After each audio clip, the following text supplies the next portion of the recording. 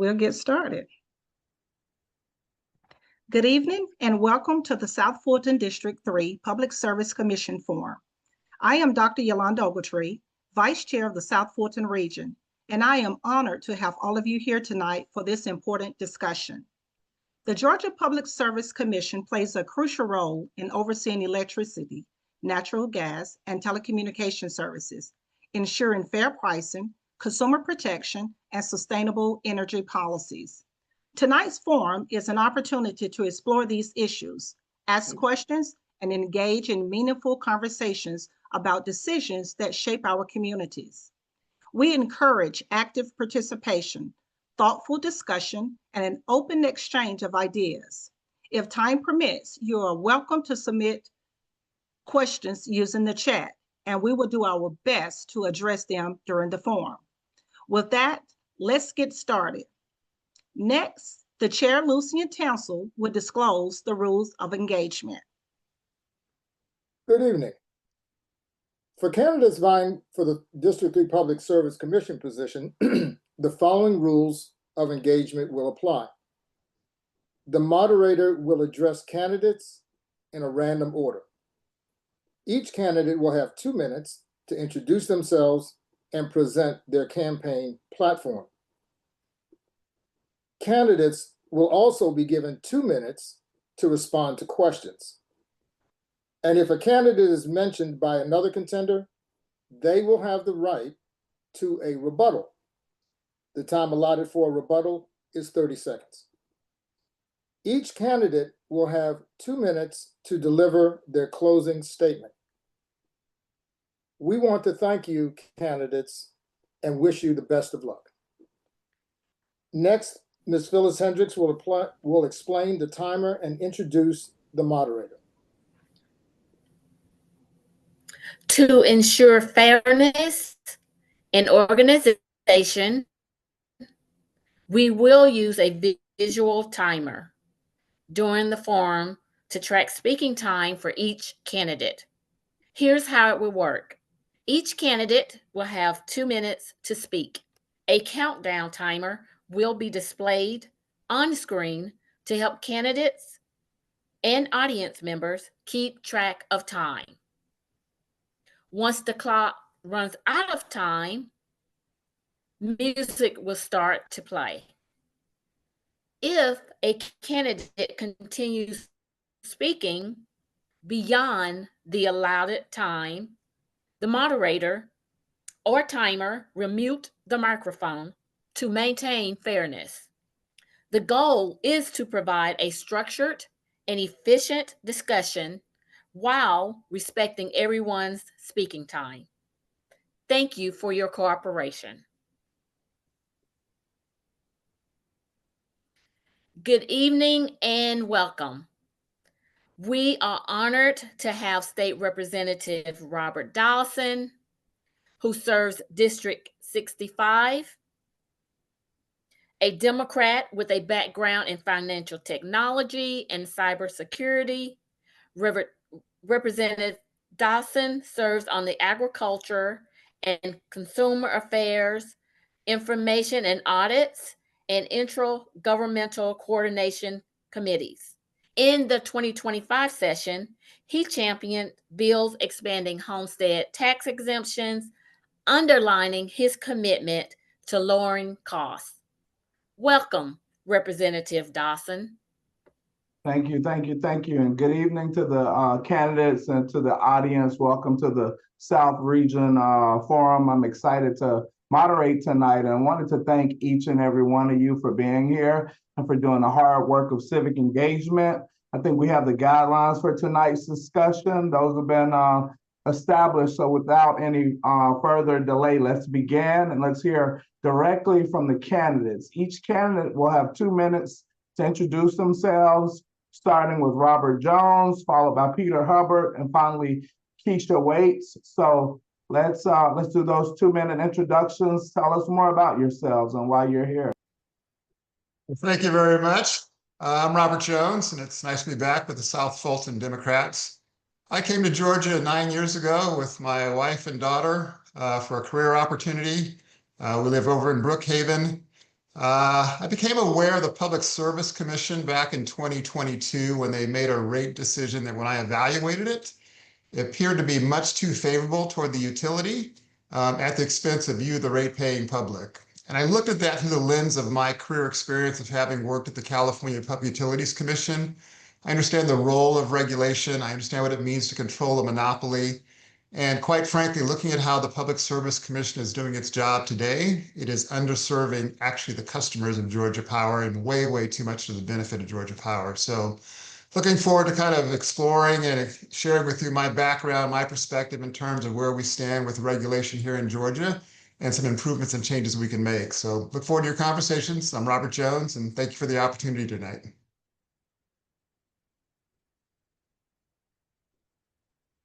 And I'm Peter Hubbard, so very pleased to be here and thank you for the invitation. So I've lived in Georgia for 10 years. I'm in the Edgewood neighborhood of Atlanta, and for the last, really 6 years, well, let me give you just a tiny bit of background as an introduction. I went to school in Memphis, studied mathematics and physics, and then I also went to school at Johns Hopkins where I studied economics. And for the last 15 years, I've been in the energy industry, helping electric utilities to plan out their future, what to build, what to retire, looking at really every aspect of how we can more efficiently and justly get energy out there, clean energy. And so I've been doing that work for the last 6 years before the Public Service Commission as a clean energy advocate. Every integrated resource plan, I'll go down there and make the case for lower cost, reliable, clean energy. And so that's my background, and I'd like to once again engage even more deeply at the Public Service Commission as a commissioner to see the change that I want to see, which is putting that lower pressure on bills to help drive clean energy and that transition for Georgia.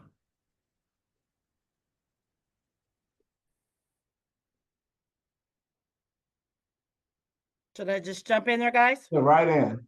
Thank you so much. My name is Keisha Waits. I want to thank our host, Representative Dawson, and others for this opportunity. I've served 3 terms as a Georgia state representative. I've been a member of the Atlanta City Council, and I can rattle off a bunch of accomplishments in terms of legislation. But that's not what makes me the best candidate. What makes me the best candidate in this particular race is the fact that just like you, I've gotten one of these colossal skyrocketing bills. What I bring to this conversation is common sense solutions. I'm not an energy expert, but what I do know something about is taking on bullies. For the last 2 decades, I've spent my career advocating for working families, for senior citizens, for marginalized communities throughout the entire state of Georgia. I've represented most of the district that consists of the PSC District 3, which was Clayton, Fulton County, as well as DeKalb County during my tenure in the General Assembly. I had the privilege of serving on pretty powerful committees such as public safety and transportation and finance. So I understand a little something about legislation and policy. The reality is that deregulation did not serve Georgia, but representation matters. And at the end of the day, the 6 rate increases that we have experienced, the incentives that we're giving out to data centers, as well as the 40% below national average that data centers are paying in the state of Georgia has not served the working family here. And so it is my hope to be a solution, to be a partner to Georgia families to remedy some of the challenges that we are facing. Thank you.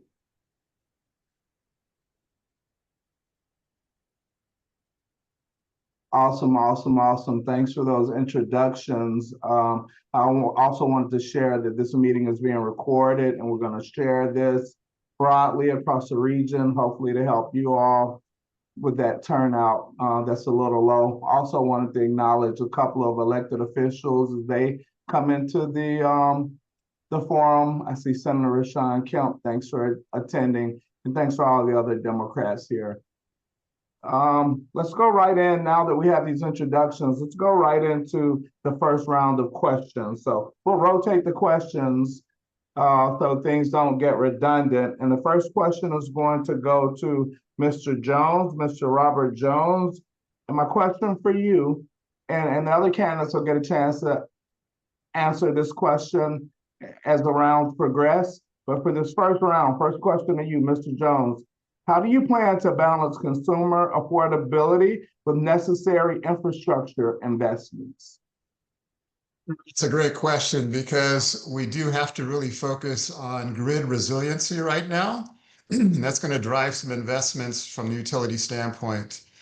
The outlook over the next 6 to 7 years is we're going to see more intensified and more frequent weather climate changes. Essentially category events that are going to drive outages that we really have to be focused on from a utility standpoint. How do we balance that in terms of affordability? First is to make sure that, in fact, the financial risk that the utility takes on is first borne by the utility. That's part of their business model, and the consumer should not be the financial backstop for it. In terms of affordability right now, and the way that the prices work, there's assistance really given to low income and those that are twice the poverty level. One of the issues is that that assistance doesn't really change as prices go up. The poverty level hasn't changed. And so my model would be, in fact, as we see price increases, we should be raising the level of eligibility for assistance as well. Given that model that basically you're bringing in an income distribution into now pricing, because when we have price increases, essentially that burden falls most in terms of those that are in moderate and lower incomes, and we need to be adjusting the threshold by which assistance is provided from an affordability standpoint. But I have to tell you and all the audience, though, regardless of what you heard 2 weeks ago about prices being frozen, your bill is going up. And so there was a political misdirection that the governor did to try to let you believe that your prices will be frozen. You're going to see higher bills going forward. Okay, thank you for that direct answer. Going to move over to another question for Mr. Hubbard. Peter, what's your stance on renewable energy and how would you encourage its development in Georgia? Perfect question. So renewable energy globally was solar, wind, and battery storage was 90% of what was built globally. There's a reason why money is flowing towards renewable energy, especially solar. It's because it is the lowest cost form of energy that we have available to us. And the fact that we're not embracing it more rapidly at all different levels, on the rooftops, at the community scale level, and at the utility scale level, is setting us back, and it's causing us to have upward pressure on rates. And it's one of the reasons why, if we're building expensive natural gas plants and other things of that nature, it's going to put upward pressure on us, to the extent that we're selecting those options rather than low cost solar. So what I can do to bring more solar to the state, first of all, at the rooftop level for customers like us, you pay about 21 cents a kilowatt hour to purchase electricity, but you only get about 8 cents for what you sell back onto the grid. And that's an imbalance that needs to be corrected so that you're paid for what you produce. There's other ways to be able to connect people and let them tap into the solar at the community solar level, where you can build in a few acres here and there, and then just through contracting through your bill, you can tap into that and realize those benefits. But we really have to look at it more comprehensively. It starts at the integrated resource plan level, where the Public Service Commission has an outsized role in influencing and directing Georgia Power Company's plan, which really sets the table for all of the state to embrace more of that low cost, reliable, and clean solar energy that the state desperately needs. Thank you. Thank you for that response. And Ms. Waits, candidate Keisha Waits, question for you. And we've heard the discourse. We've been reading about all this in the media. How will you ensure transparency and public engagement in commission decisions? Do you have any thoughts on ensuring transparency and public engagement? Well, Representative, I feel like you've almost teed this question up just for me, but I want to take the lob.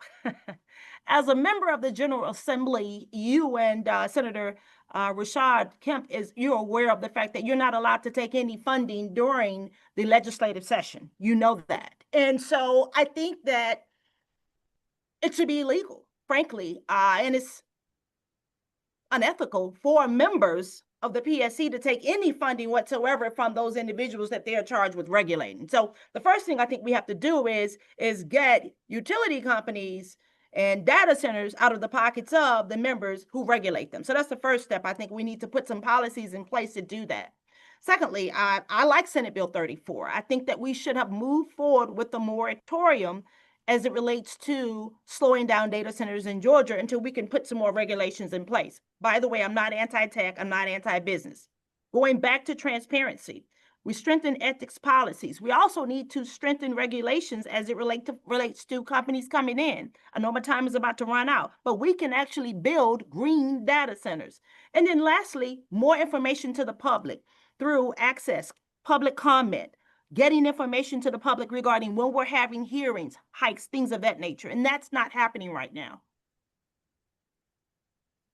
Good, good, good. I'm not sure if you see that timer, but it's up there. Yeah, you had another 38 seconds. If you look at Franklin Young, it appears over his head and also on your upper right side of your screen, you'll be able to see that timer. But yeah, you all are doing great, sticking to the time. I'm gonna mix it up a little bit. This one is going back to you, Ms. Waits.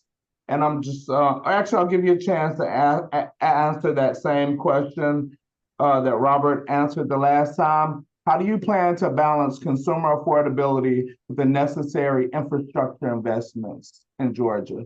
Great question. So right now, there's an 11.9% cap, I believe, in place as it relates to Georgia Power's ability to profit. Again, I'm not anti-business, but I think we have to balance that. That's probably one of the highest in the nation. I support a tiered rate system. That means that for individuals, seniors, working families, and those who are having challenges, that we're taking care of them and that we're providing some type of subsidy to help those families. Lastly, during COVID, we placed a moratorium in place to freeze individuals who had health challenges or having economic challenges in terms of their utility bills. I think we need something like that in place now because Metro Atlanta has had some of the highest disconnect rates in the United States. We're 13th in terms of the energy burden that we're experiencing throughout the state of Georgia, throughout the nation. We need an audit in place in terms of how we're utilizing public infrastructural dollars. And lastly, the $296 million in incentives that we're giving to data centers, we need to make sure that we're getting a community benefit when those companies are coming into the various communities throughout the state of Georgia. Thank you. Okay, thank you. Very informative. I'm going to rotate over to you, Mr. Jones, Robert Jones. I don't think you got a chance to speak on that, your stance on renewable energy and how you would encourage its development. So would you like to give that question a stab? Certainly. I mean, part of my purpose for actually joining this race is try to accelerate the decarbonization and use of fossil fuels for electricity generation here in Georgia. Georgia has two of the largest remaining coal-fired plants in the nation there. Quite frankly, what we see from a CO2 perspective and how they want to basically extend the shutdown. Those were scheduled to close in 2028. They now want to leave that open to 2030, 2031 to go ahead and serve data centers. The data centers don't want coal. They want clean energy. They want renewable energy. And as you've seen, a lot of the data center companies now are starting to look toward the nuclear facilities. So while we're talking about renewable energy and clean energy, I want you to know that we paid a lot of money individually in terms of constructing Vogtle. And from my perspective, we as ratepayers have first right of access to every kilowatt coming out of Vogtle before it goes to a data center. Now, as part of that, we need to be discouraging the use of fossil fuels. We need to be moving away from natural gas. And so my really plan would be to try to work with you, Representative Dawson, to get some changes in terms of the state code, in terms of how it governs the Public Service Commission, to basically say if we're going to be burning fossil fuels, we're going to be burning natural gas, then we have to figure out the cost of those emissions and put those costs onto the cost driver, which would be the data centers or in Georgia Public. They have to come up with a mitigation plan and they have to come up with carbon offsets because we're going to be suffering the environmental impacts of those hazards that are out there. So we need to have that structured into it. I heard something about some technology to retrofit those facilities that are using fossil fuels. You know anything about that? Any, Mr. Jones? So generally what we have found is that there was a while that people were trying to make the term clean coal based on scrubbers that were put on top of the coal facilities there. And quite frankly, utilities found it cost prohibitive. And so now what we're seeing is, in fact, the most recent case is Michigan was getting ready to shut down one of its coal-fired plants. The federal government has basically ordered it to stay open. And so the utility is now saying, look, we don't need it. It's not profitable. It's going to drive cost up. And so we've got some tension here between direction coming out of the federal government and what we want to do at a state level. But Georgia Power made a commitment to be shutting down its coal-fired plants in 2028, and now it wants to leave those open. And so we all need to watch the commission here for the July 15th decision, if they're going to hold Georgia Power to its previous commitment or let them really slide and basically burn more coal to try to serve us. Thank you, thank you, thank you. Yeah, I think I just heard that on the radio just yesterday, so I wanted to mention it. Next question is going to be for Peter. First, I wanted to acknowledge Representative Stinson, who's joining us, the Strawberry Queen of Georgia. Great to see you here. Yes. Okay. Mr. Hubbard, I wanted to hear your take on that question that Keisha answered about how will you ensure transparency and public engagement in the commission decisions? That's also an excellent question. So by virtue of being down there before the Public Service Commission since 2019, and in participating as an expert witness in the last 4 integrated resource plans, what I've come to understand is that much of the power plan that Georgia Power Company will put in front of the commission for consideration, they're very reactive, by the way, the commission. They accept that plan and usually accept it wholesale with very few changes. But the changes that do happen, that happens behind closed doors. There's secret negotiations, and then a stipulation agreement is produced. That's what we saw with this rate freeze. This was a 2022 docket that's still ongoing. And in the secrecy of the night, we now have this rate freeze that's proposed, which is denying the commission and all of us the chance to re-examine those rates that have risen so much in the last few years. So we need transparency at the commission during these dockets, far more than we're seeing. I would reiterate the fact that there's so much money flowing from the people that have business before the commission, lawyers, affiliates of Georgia Power Company, ex-officials. There's lots of people who are tied into this money machine, and it's flowing to these 5 Republican commissioners, hundreds of thousands of dollars of fossil fuel money, and it is directing their decision making. So there's just a lot of work to be done on transparency, and I'm fond of saying that solar is not only good for making clean, reliable, and low-cost energy, but it's also good as the best disinfectant. So we need more sunshine in the Public Service Commission. Good, good. And I'm gonna stay with you. Then I'm gonna go to Keisha. But I mean, you all are very impressive with your command of the issues and your focus on this. I'm glad to see this conversation taking place. But I also want to just learn a little bit more about you all personally.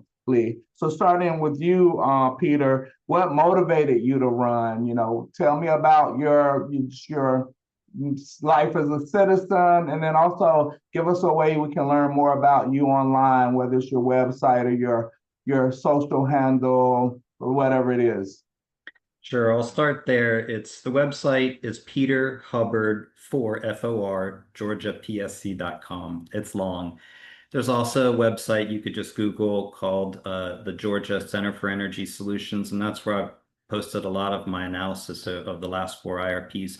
But to get to your question, why am I doing this? Well, you know, big picture, I have a 3-year-old and a 9-year-old, and I want to leave the world a better place for them. So I'm deeply motivated by leaving the world a better place than I found it. Where my expertise lies is in the energy sector.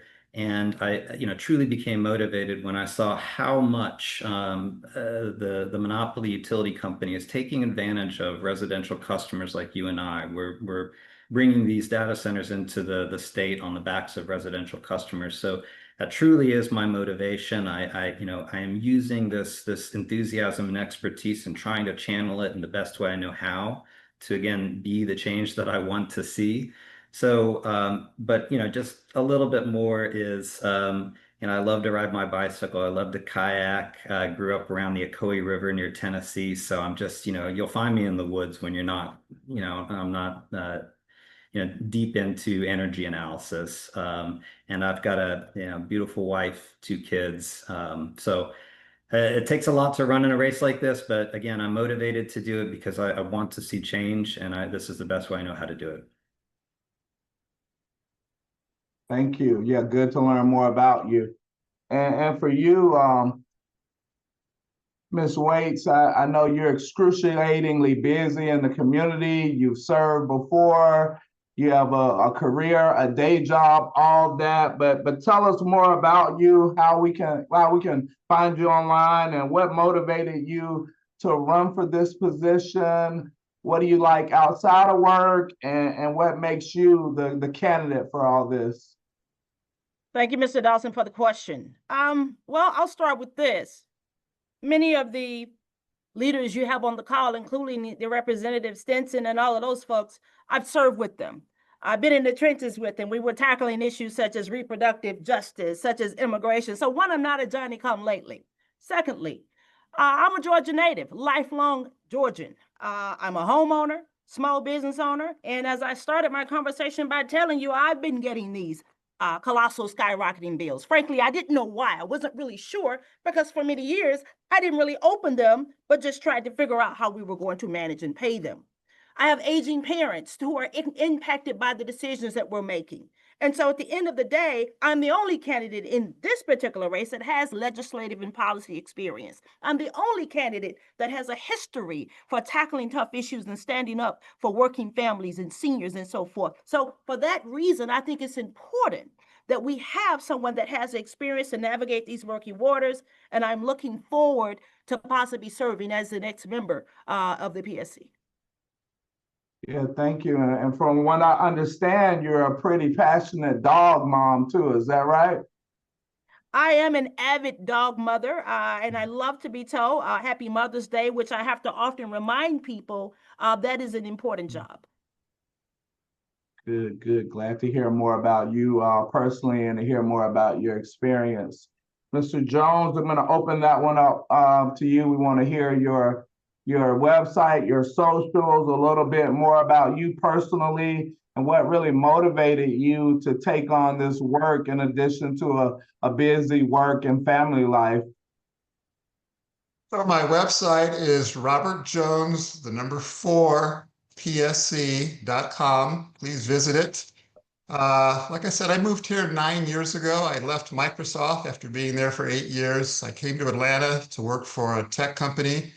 The thought it was going to go public. If it had gone public, I was about to buy a big yacht. I was going to get a plane, and life was going to be so happy. That company has still not gone public.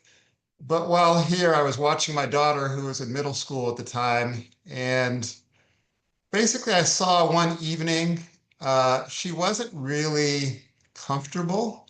She wasn't doing well in school. And I kind of looked at her and I said, in 3 to 4 years, she's going to be out of my life. And this was my opportunity to spend time with her. So at a personal level, my wife decided to go back to work. I left my career to be home with my daughter.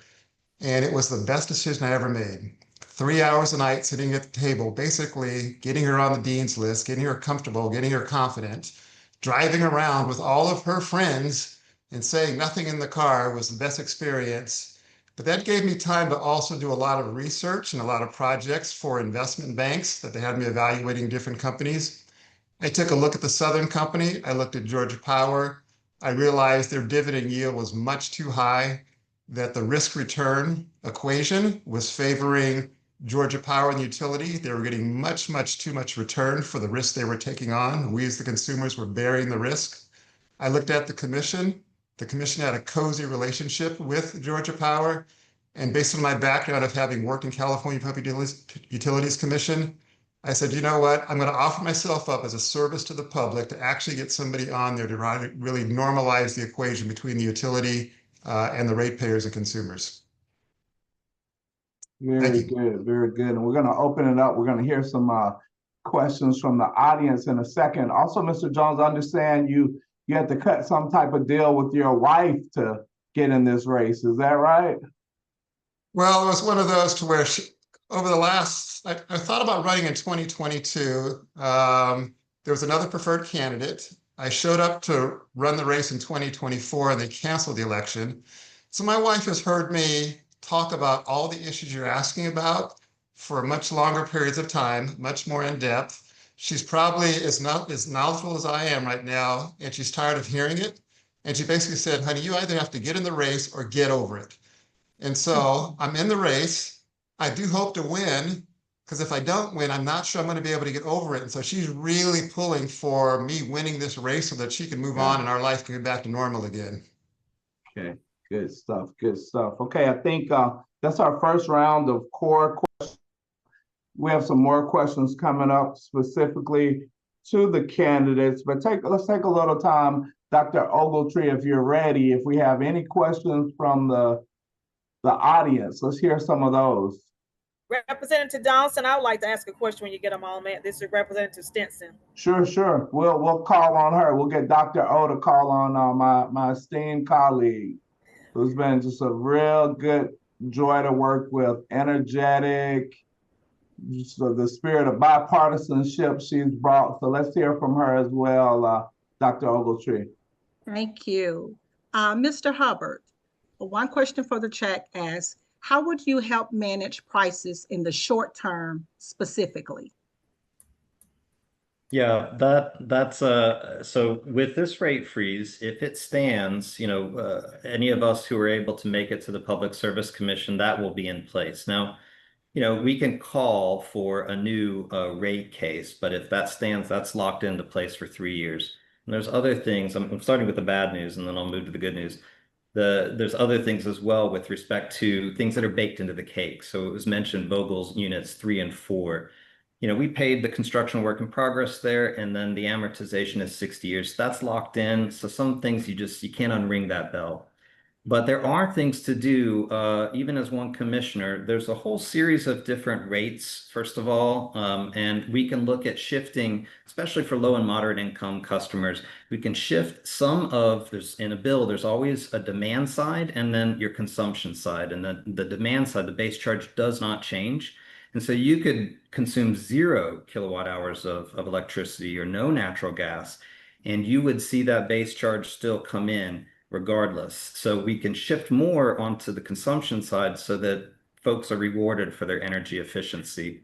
And also we can simply push back on the high return on equity. It's how much basically Georgia Power Company earns on what they build. And it's far over market rates. It's to the tune of some $700 million each year that they collect over market rates. There is a lot of fat to trim, and we can go after that to help bring consumer relief. Thank you. Ms. Keisha Waits, you have the same question. How will you help manage power prices in the short term specifically? Okay.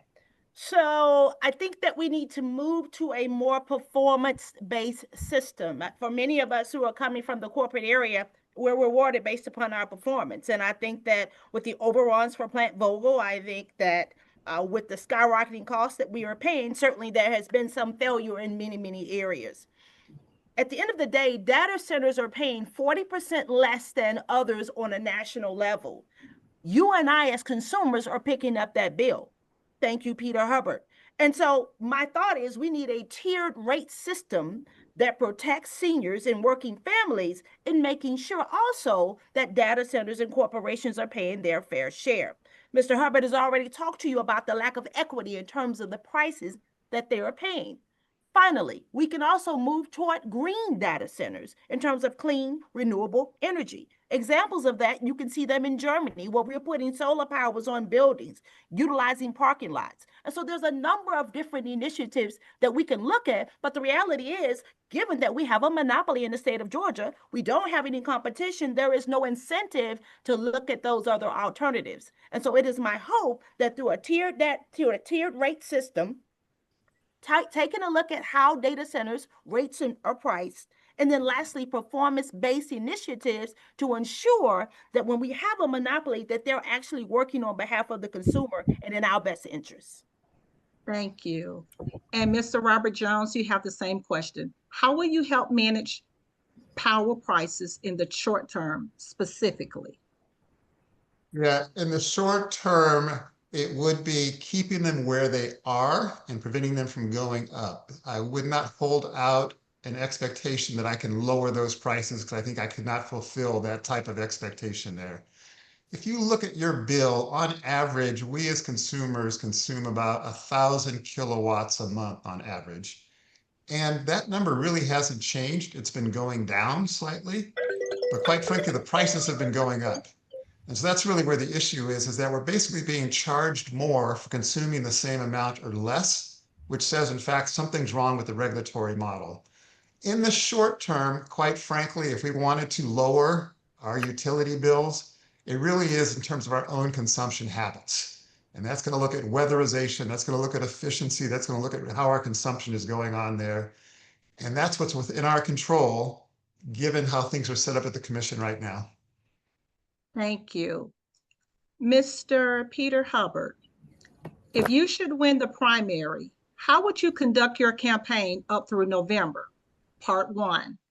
Part two is, how much money is needed to run the campaign and how will it be raised?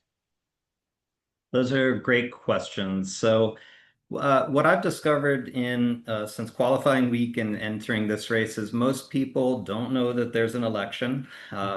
And they don't know what the Public Service Commission is or does. So I see a lot of the race from, if I'm so lucky as to be your nominee, from that time forward till November, as just getting out and interfacing with the public and just providing that information so folks know what the Public Service Commission is and how important it is. It truly underlies so much in our economy, our energy prices, and it truly impacts so many people. So that'll be a big part of it.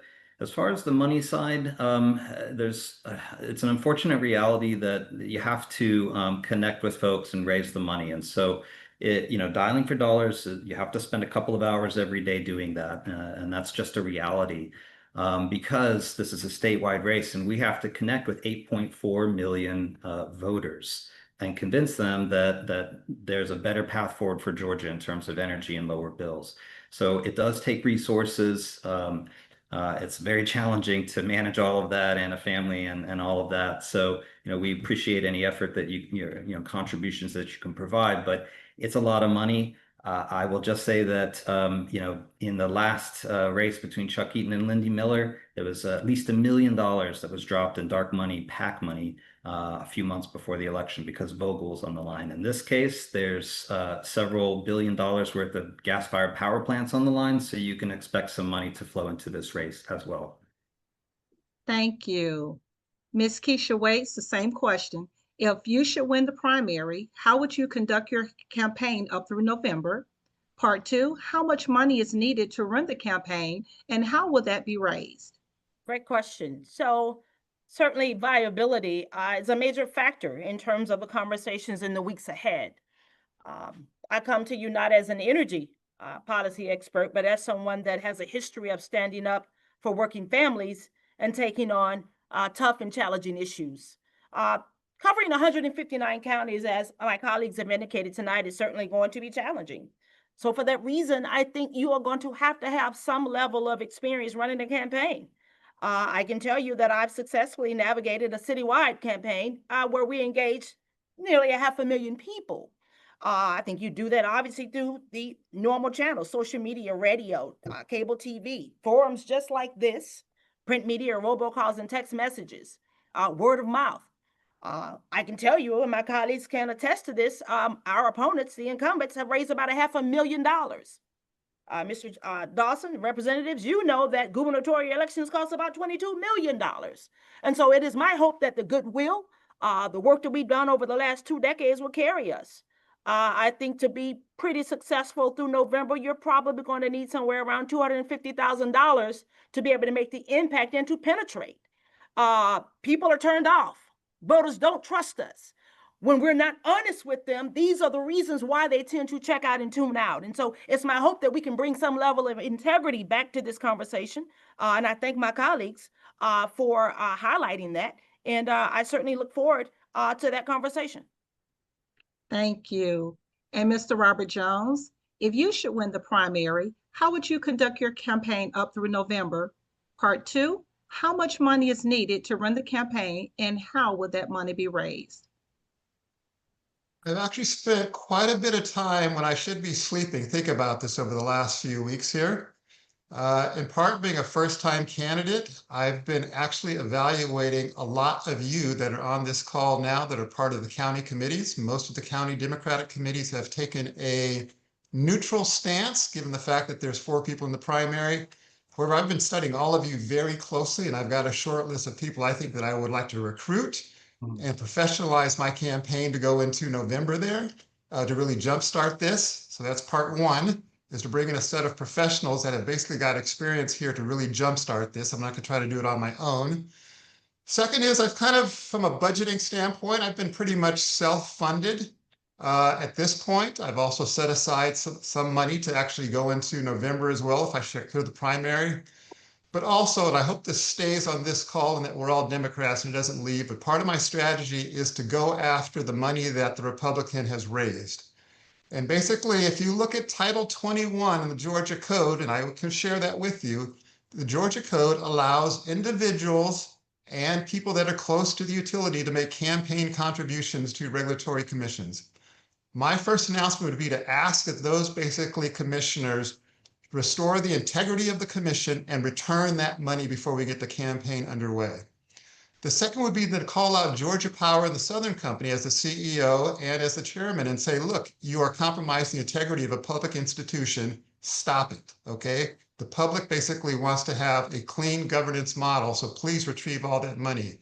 Money alone won't solve this, but it is good that at that point, then we will make it an issue around the fact that you've got compromised people on the other side. And at the same time, we'll have to go through all the professional efforts of fundraising from organizations and put forward a very strong message in terms of how we're going to represent the people. Thank you. Our last question will be asked by Representative Stinson for the first round. Representative Stinson, you have the floor. Yes, ma'am. Thank you. Thank you. So good to see everyone. I am Patty Marie Stinson, State Representative for House District 150. I've been a member of the Georgia House of Representatives for 13 years, representing very small rural communities, very far from Atlanta. So I'd like to hear from the candidates. What would you do if elected to engage rural Georgia and helping them to understand what you do as a member of the Public Service Commission? Because I want to always make sure everyone remember there's another part of the state, rural Great Georgia, question. very small Yeah. rural communities. Yes, great question. We wanted to hear this one. So who's going to take that one first, Dr. O?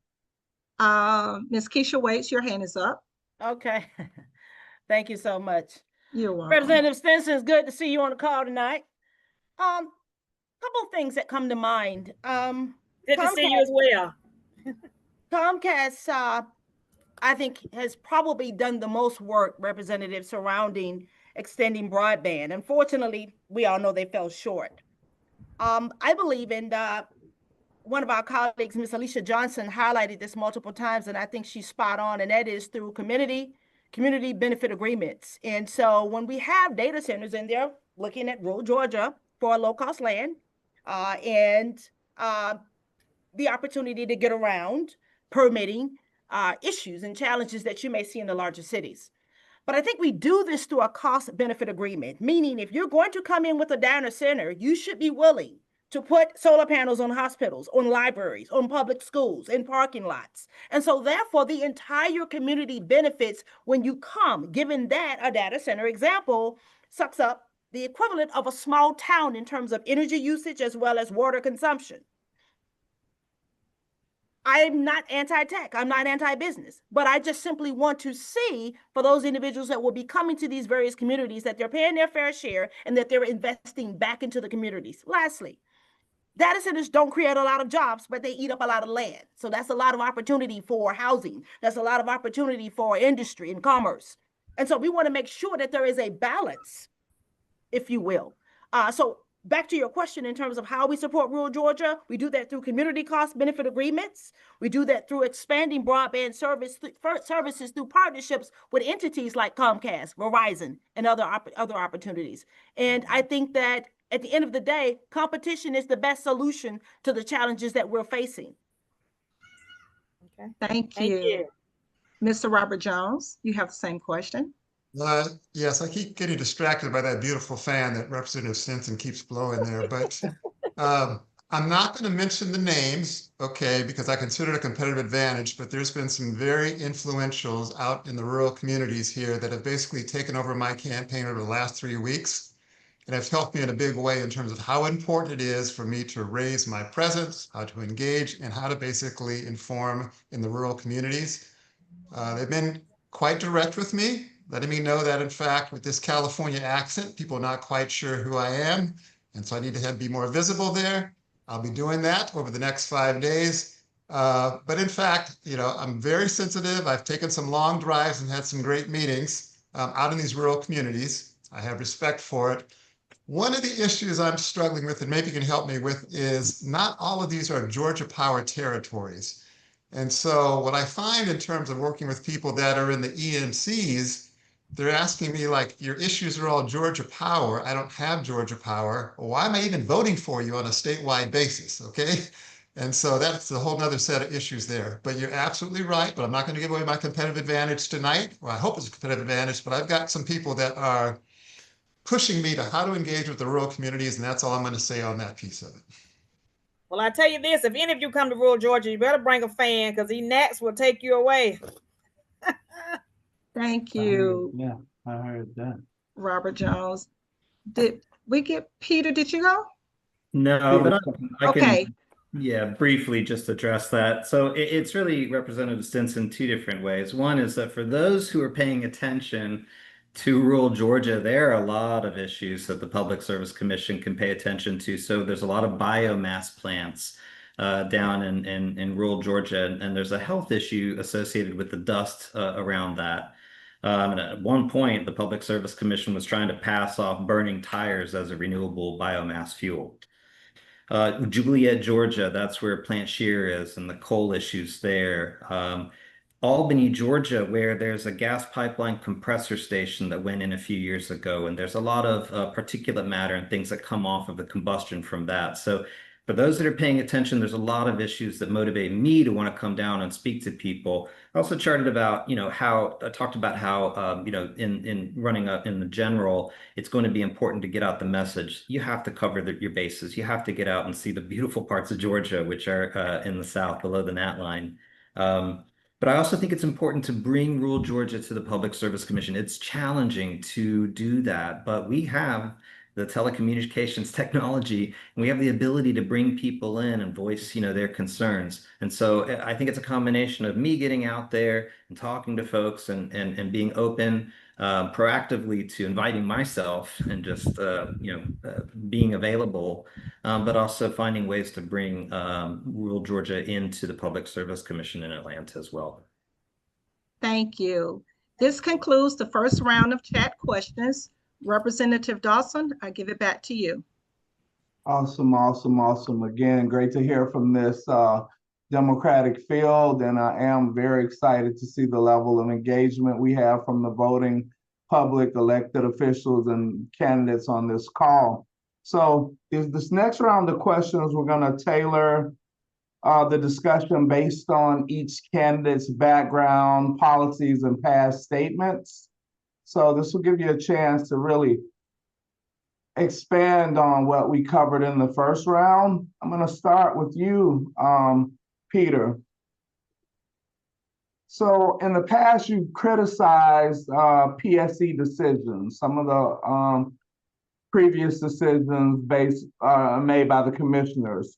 What would you specifically do differently? What are some of your tactics and actions to do differently than these decisions and actions that you've criticized? That's a great question. You know, I do believe in both the carrot and the stick approach. I think there are some members of the Public Service Commission that are reasonable. They are open to doing what's in the interest of residential customers. Now they need a little bit of pushing from someone like me to do that. But what I can do is, what I've tried to do is be very open and transparent in my analysis. Everything that I've done is published and verifiable. Anyone can go check that work. You need a little bit of knowledge to do it, but it's there. And so that transparency, that openness is truly important. Being proactive. I mentioned how the Public Service Commission is very reactive. So just being proactive and putting out that information and really challenging those other public service commissioners, especially the ones that are really recalcitrant and not embracing this energy transition as they should, challenging them on that, saying, here's my data, here's my evidence. You're welcome to your own opinion, but you need to present the evidence there. And so really challenging them on that. And that's what gives me the great confidence of applying for this job before you as Public Service Commissioner is, again, I see the data and the analysis and I know how much better we can be doing. So I really plan to challenge them in both a carrot and stick fashion to get the job done. Okay. Thank you, Mr. Hubbard. I'm gonna swing over to you, Ms. Waits. Just want to hear more on you've been emphasizing, I read your campaign collateral, you emphasize consumer protection. So are there some specific measures you'd like to take to prevent some of the unfair utility practices? What do you have? What do you offer? What are your ideas surrounding consumer protection?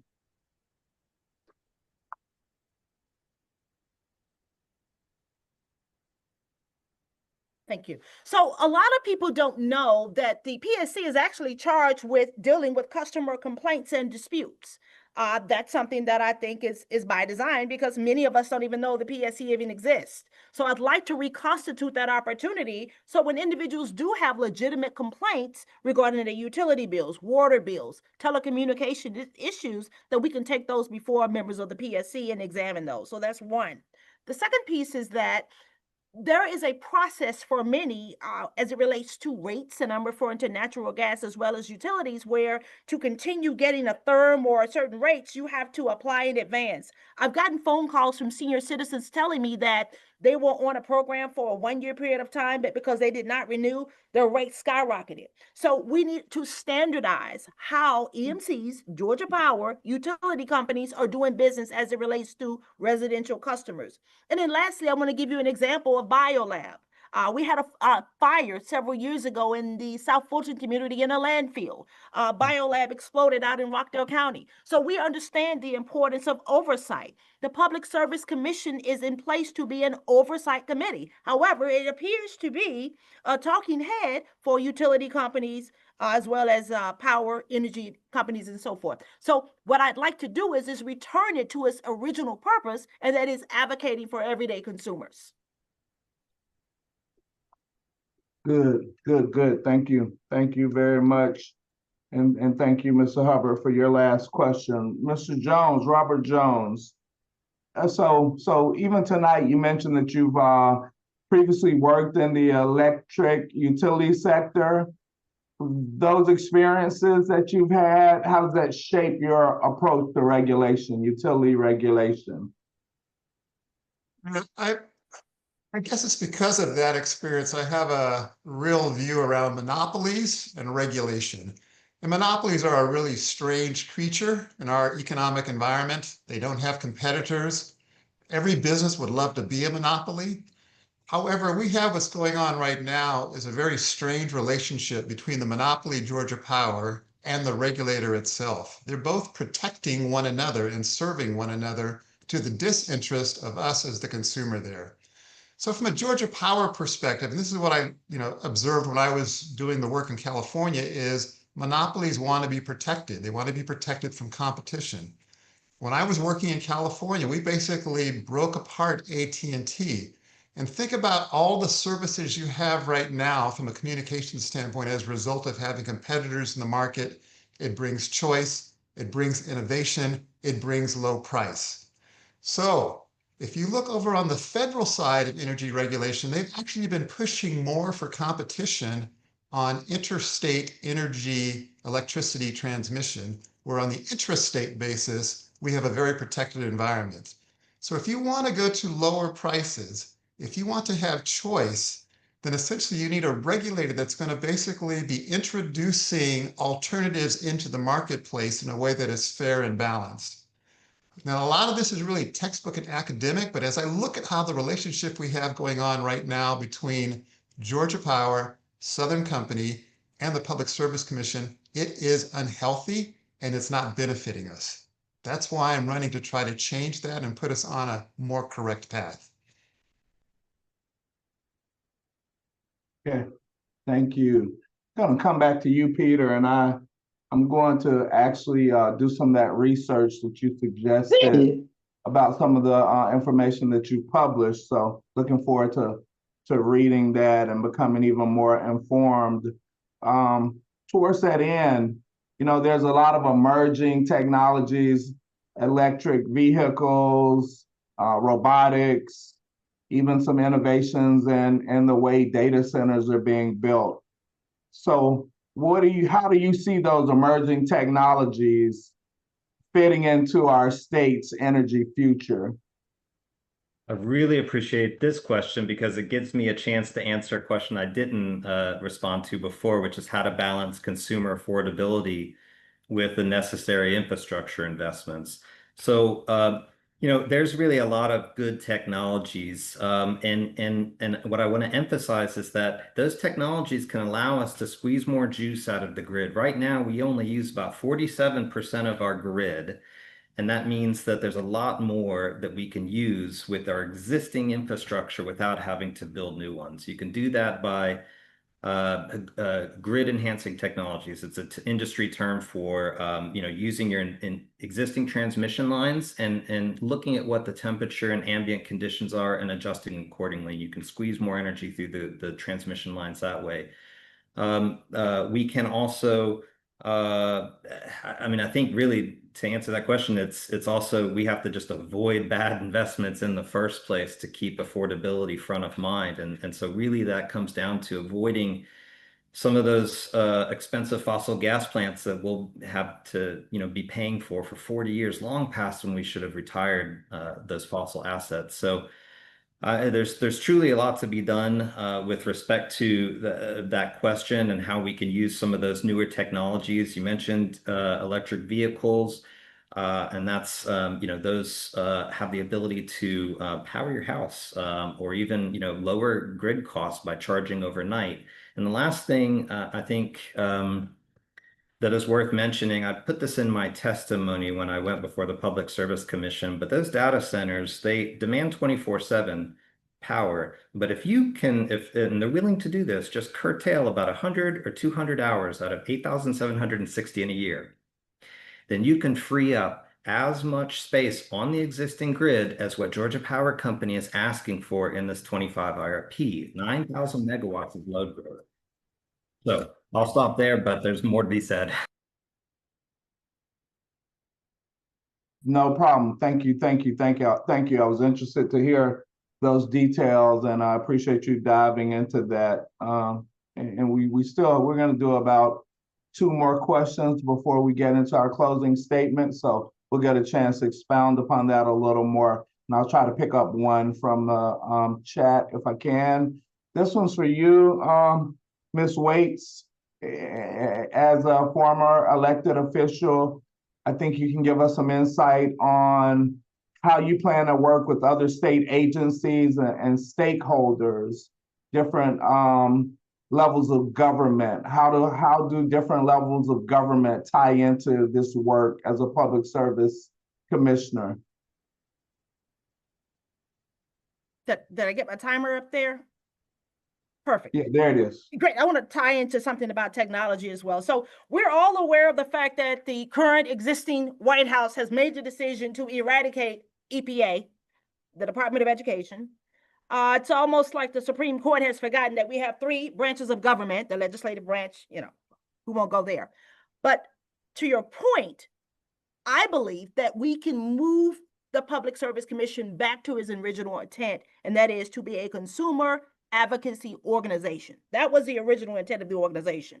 And at the end of the day, we do that through balancing the needs of consumers and corporations. Just to hit on that technology question just for a quick second, there's a reason why we don't use horses and bayonets. There's a reason why we're not in horses and buggies. And so technology is something that we should embrace. It's a good thing. However, the challenge that we're seeing here in the state of Georgia is that we have given away the entire farm for nothing, and then we put that on the backs of the everyday consumer. So I'd like to see us balance the needs of technology. We don't want to be like Puerto Rico, where we don't have the necessary infrastructure investments in the grid. And from traveling for a number of years, working with FEMA throughout the state, I have seen the devastation when you don't make those necessary investments. And so I get the fact that Georgia Power needs to make a profit. However, Georgia Power has made record profits off the backs of everyday consumers. And for that reason, I support a tiered rate system that protects everyday consumers and that also ensures that businesses pay their fair share, regardless of whether you're Georgia Power, whether you're EMC, those individuals, to make sure that they're coming to the table balancing the needs of everyday consumers. So I wanted to just kind of get an opportunity to say something about that technology piece. Thank you. Yeah, fair. No problem. No problem. You had that queued up. Great to hear it. I wanted, Mr. Jones, I wanted you to elaborate more. You've expressed your support for renewable energy, right? Renewable sources of energy. Could you expound on that from earlier? How would you implement renewable energy sources effectively, or what are some of the hot button topics around renewable energies in Georgia? Well, part of it would be working with yourself and the other members in the State House, where if we really look at the incentives that have been made available to large businesses and to people to come in from a data center standpoint, incentives have been made available for the film industry. How do we incentivize, essentially at the consumer level, alternative renewable energy like rooftop solar and battery to basically have you take more control in a more cost-effective way? The federal government is taking away, most likely, those incentives that are there. But if they're going to be there for business, then we really have to make sure from a fairness standpoint, we get them in place there for the consumer standpoint. So it's aspirational, not something necessarily the commission can go ahead and implement, but we should all be collectively pursuing that to basically, how do we decarbonize and use less fossil fuel as soon as possible? And we as consumers individually, in terms of our behavior, have some responsibility in making that happen. And so we should take a hard look in terms of how our own consumption. At the same time, we should be pressuring, again, how do we incentivize this? Electric vehicles, solar power, batteries, renewables at the energy grid, incentivizing even at Georgia Power to go ahead on the renewable side to decarbonize has to be an overarching theme. And how do we look at the funds that are available to say, in fact, that's our North Star, that's what we're going for collectively between the Georgia Power, the Commission, us as consumers. We want to make that happen in Georgia. We want Georgia to be the model for the nation, really in terms of emissions management, clean energy, and renewables. And all the ingredients are there. And that's one of the reasons I spare my wife for this in terms of why are we making this happen faster, since we have all the opportunity here in Georgia. Great.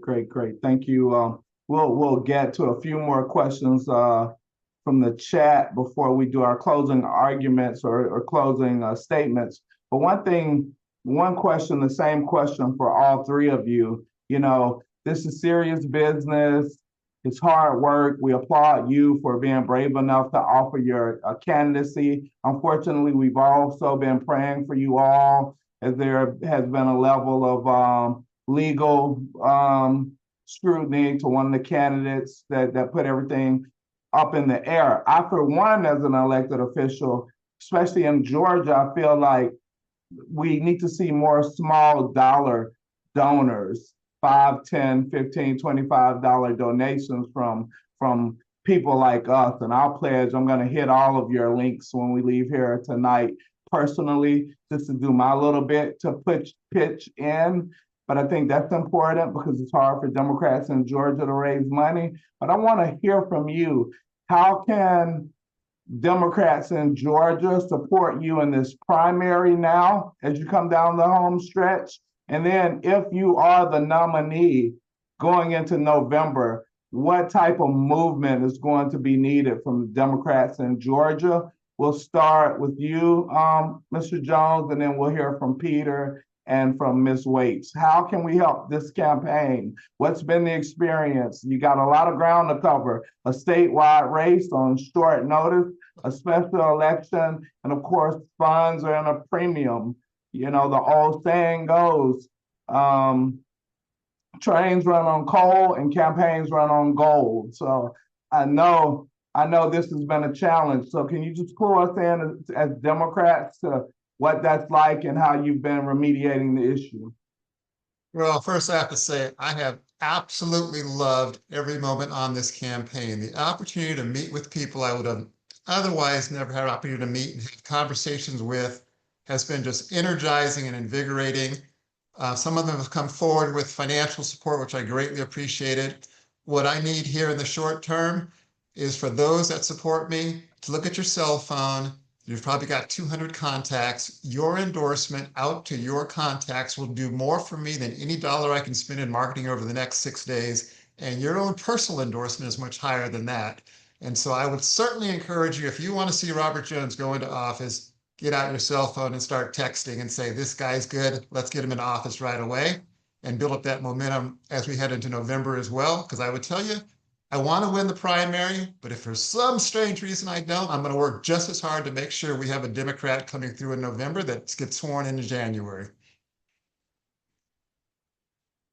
Yeah, let me also address that question as well, because there is a lot of support that's needed from the Democrats to get over this hurdle. We've had an all-Republican commission for 20 some years now, and that's by design. I mean, there's a reason why all of us are crowded into one district. District 2 is uncontested in that sense from a Democratic side.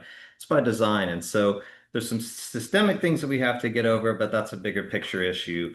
For this election in this year, you know, I think the biggest hurdle is the education component. People need to understand how impactful the Public Service Commission is. I would echo Mr. Jones' comments about how, you know, it's truly, it generates, it's one of our best sources of renewable energy is the enthusiasm of the people that I speak to. So, you know, I think that's important to get that word out. I think also we need to emphasize the lack of accountability at the Public Service Commission, these Republican commissioners. And I think almost the bill increases that everyone is going to feel, especially over these 4 summer months, that's going to be one of the best advertisements for why we need change to the Public Service Commission, why whoever comes out of this process, we have to support Democratic candidates to make the change that needs to happen at the Public Service Commission. So it's going to be an all hands on deck type effort. I think you know, as much as I hate to say it, there is going to be a lot of money involved, and in particular, dark money, PAC money. And so it is going to take a collective effort. Small donations count for a lot. And so, you know, I hope that we can come together and see this change that needs to happen. So I would encourage you to go out and vote. And I hope that you see that, you know, Peter Hubbard is truly the one that can get the job done.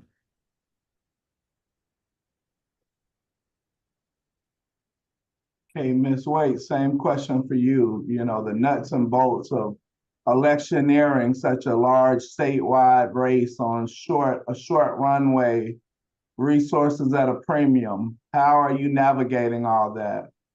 Well, you know, just as my colleagues, you know, we're reaching out to all the stakeholders, individuals who endorse. Certainly, we are pursuing the endorsement of Georgia Working Families, the Georgia Conservation of Voters, the Georgia Labor Unions.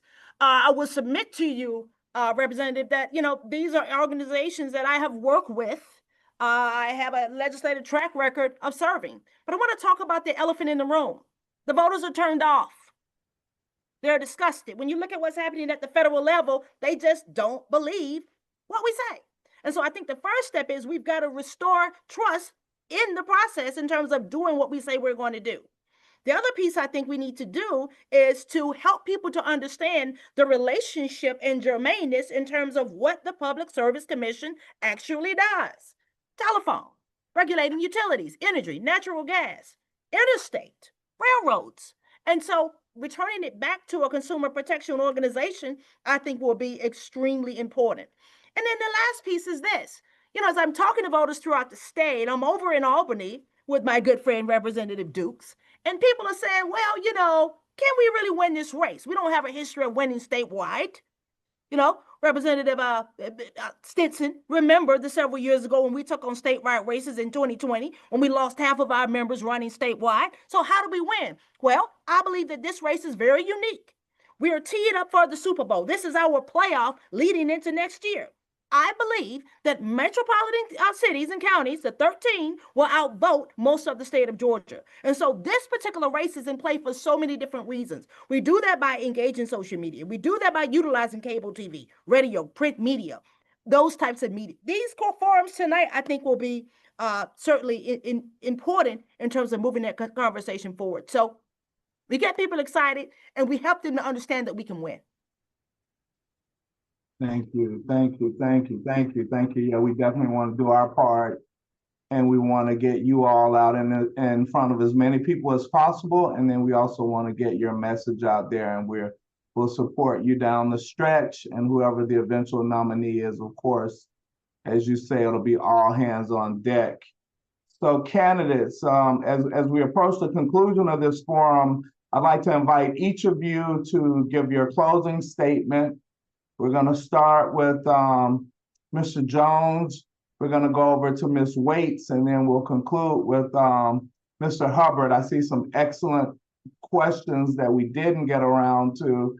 Ms. Williams had a few, but time, of course, has been a premium, and we want to start and end on time. I think it's been a very informative, good, hearty conversation. So again, thanks to one and all. Nevertheless, Mr. Jones, can you tell us in 2 minutes why you're the most knowledgeable, qualified person for this role? Here's your opportunity to reinforce your vision, highlight any experience that you want to highlight, and make a lasting impression on this audience today and the audience that'll be receiving this broadcast.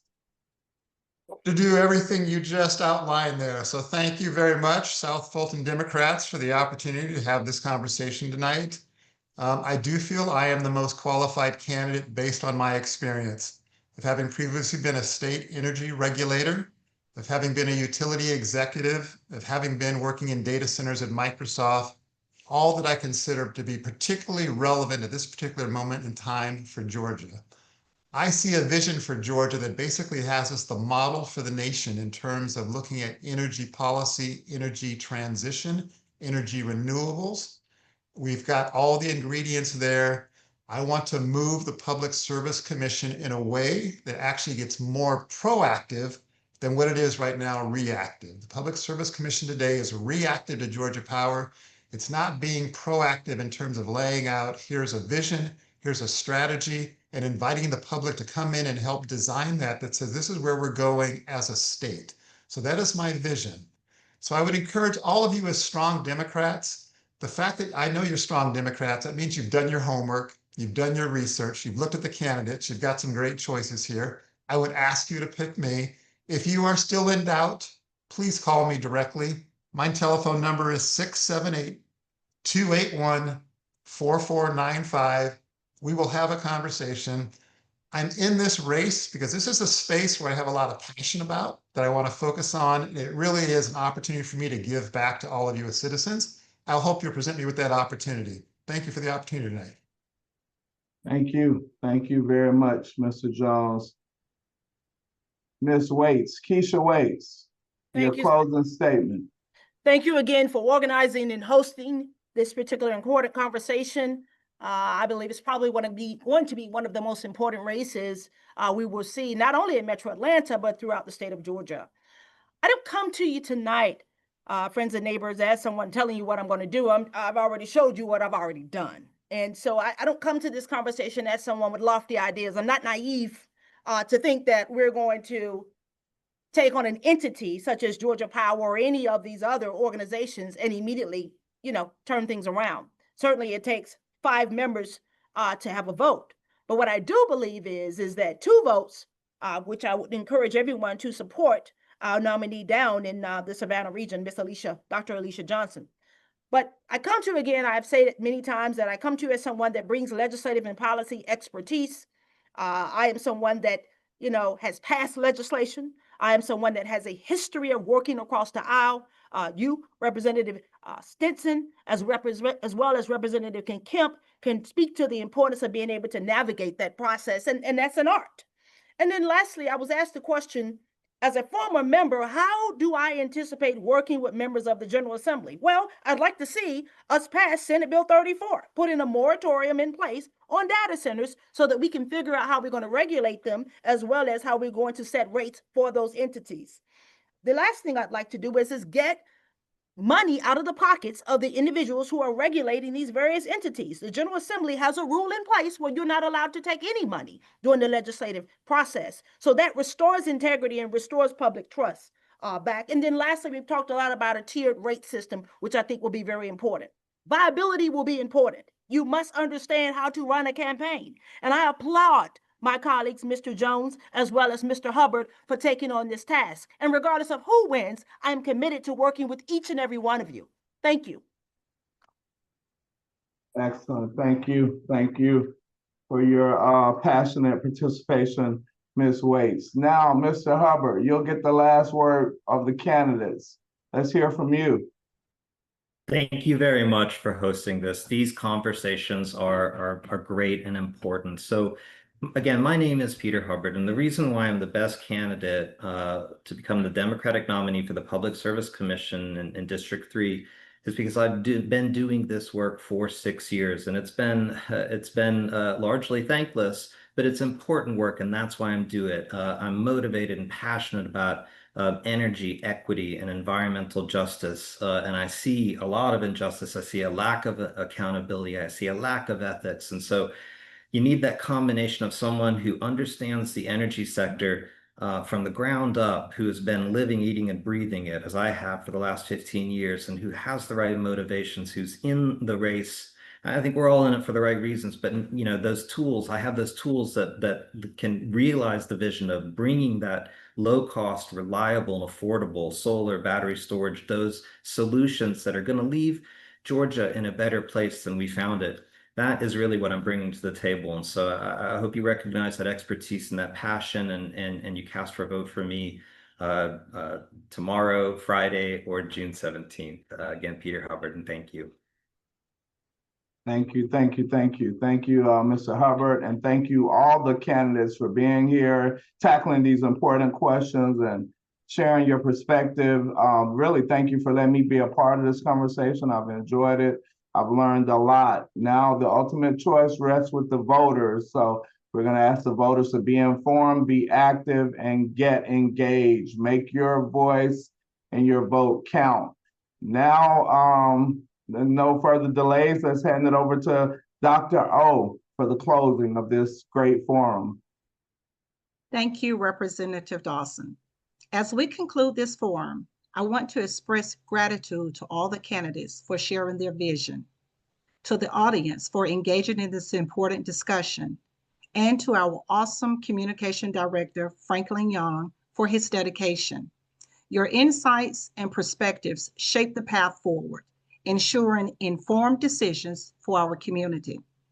Regardless of the outcome, this conversation reflects a commitment to public service and progress. A key part of that progress is ensuring fair, affordable utility rates. As we work toward lowering our utility bills, we must advocate for policies that promote energy efficiency, responsible regulation, and consumer-friendly solutions that benefit every household. Best of luck to each candidate, and thank you for your participation. Together, we move toward a stronger future, one that's brighter, wiser, and built to endure. This concludes the South Fulton Region Democratic Forum. Thank you and good night. Thank you. Have a good night, all. Bye-bye. Good night, everybody. Thank you.